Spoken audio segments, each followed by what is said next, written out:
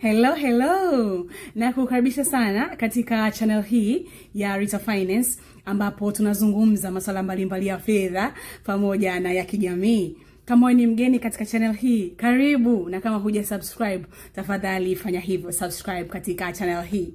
Usisahau basi kushare hii video na marafiki zako, washikaji wenzako, wafanyakazi, wapendwa na mtu yote yule ambaye unadhani atanufaika na mafundisho ambayo yanatolewa katika channel hii. Pia usisahau kulike hii video pamoja na kubonyeza ile kengele ya notification ili uweze kupata taarifa pale ambapo tuna upload video mpya katika channel hii. Jina langu mimi ni Rita JL na karibu ungane nami katika episode hii ya leo. Sasa katika episode hii ya leo napenda tupige story kuhusu wazo la kutengeneza chewing gum maarufu sana ambayo unaifahamu, inaitwa Big G. Lilitoka wapi na mwanzilishi wake alikuwa ni nani na kwa nini alipata wazo hilo? Tutajifunza katika episode hii ya leo. Sasa basi kwa kuanza, aliyetengeneza Big G ama alipata wazo la kutengeneza chewing gum ya Big G anaitwa George Owino, ambaye huyu ni raia kutoka kule nchini Kenya aliyezaliwa mwaka 1941. Baba yake mzazi aliitwa Patrick Owith na mama yake aliitwa Maria Obiero. Alikuwa ni mtoto wa pekee kwenye familia yao. George went to Sega Primary and later he joined Shimo La Tewa Intermediate.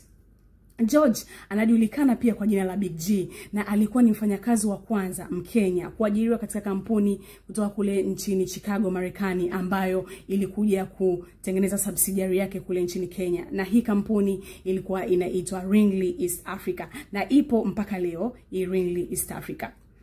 Naenda kule Nairobi kujenga hii subsidiary yao ilikuwa ni mwaka 1971.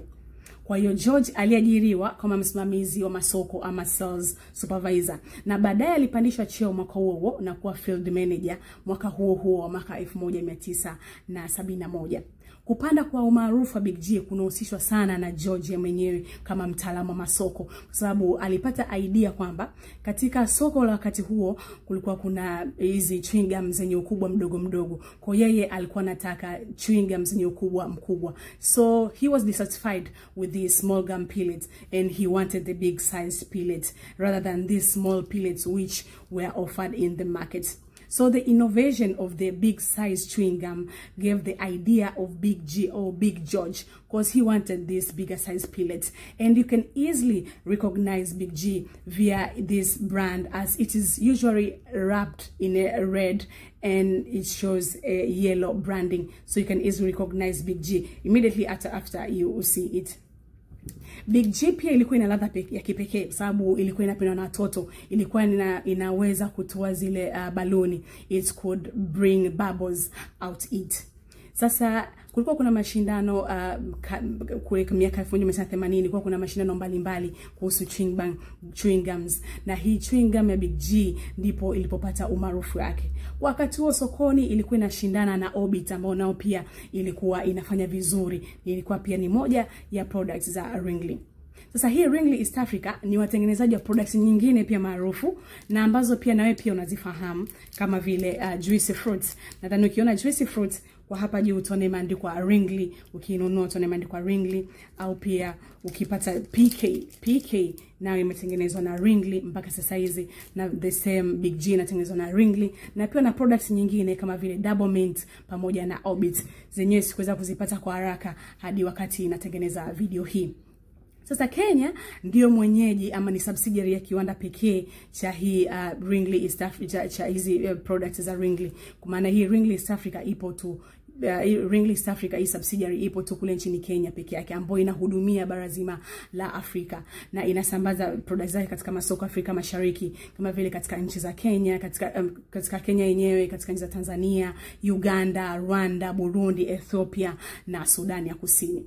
George alitangaza hii bidhaa ya George na kuiuza kwa nguvu sana na kwa bidii kubwa hadi ikapata maarufu, na hata katika ile mashindano niliyokuambia ya miaka 1980 ndio ilifanya Big G julikana na ikapata soko kubwa sana katika nchi za Afrika Mashariki.